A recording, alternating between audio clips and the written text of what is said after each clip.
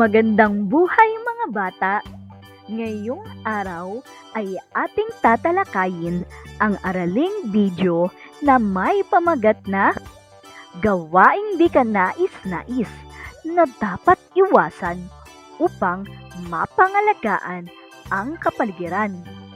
Ito ay para sa ika-4 na markahan, ikalawang araw sa ika-4 na linggo.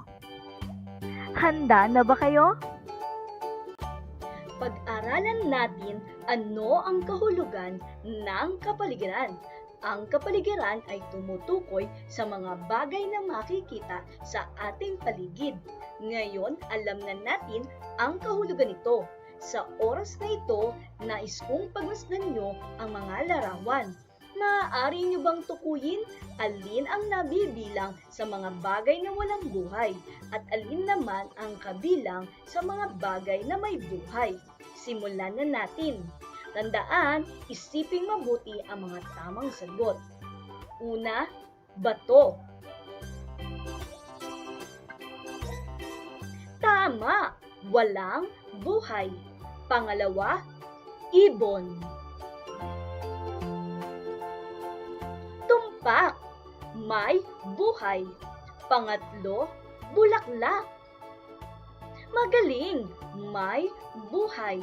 Pang-apat, bahay. Mahusay, walang buhay. Ulitin natin, ang mga bagay na walang buhay ay ang mga bato at bahay. Ang mga bagay naman na may buhay ay ang mga ibon at halaman.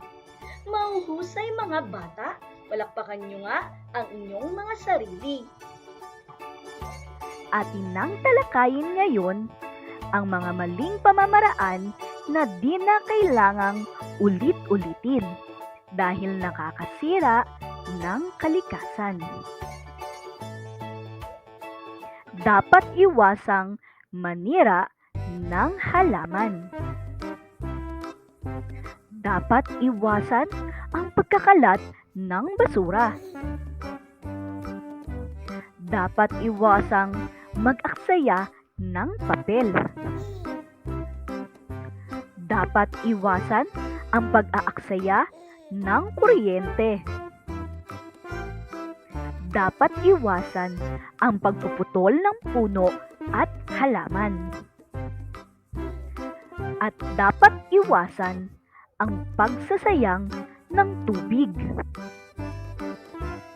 Dahil ito ay mga gawaing hindi nakakatulong at maaari pang pagsimulan ng iba't ibang sakuna o kalamidad. Pakinggan maigi ang panuto kung paano ito sasagutan.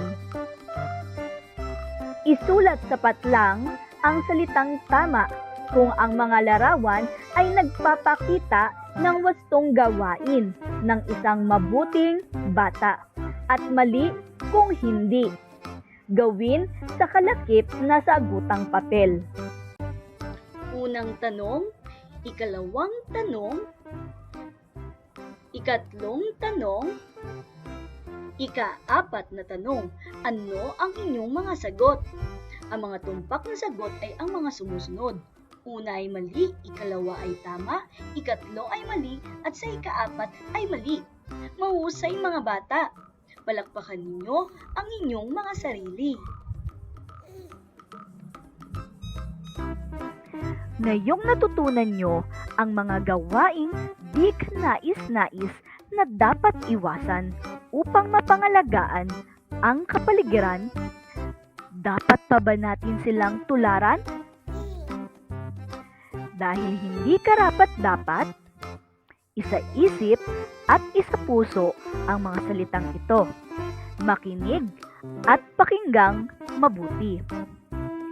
Ang isang mabuting bata ay sumusunod sa mga patakaran sa pangangalaga ng kapaligiran. Maling gawain ay dapat iwasan. Matutong pangalagaan, mahalin, at pahalagahan ang kapaligiran. Narito ang panghuling gawain para sa araw na ito. Nais kong isagawa niyo ito sa inyong sabutang papel. Pakinggang mabuti ang panuto. Isagawa, ikahon ang naiiba sa larawan. Ano ang inyong sagot? Tumpak! Ang tamang sagot ay ang ikalawang larawan. Naiiba ito dahil nagpapakita ito ng gawain para mapangalagaan ang kapaligiran. At mga larawang walang kahon ay mga dapat nating iwasan dahil nakakasira ito ng kalikasan. Tunay ngang napakahusay ng inyong pinakita, mga bata. Mula umpisa ay aktibo kayong nakiisa sa ating talakayan. Hanggang dito na lamang. Huwag kalimutang mag-aral ng mabuti at magpasalamat sa maliit at malaking biyaya mula sa may kapal. Hanggang sa muli, mga bata, paalam!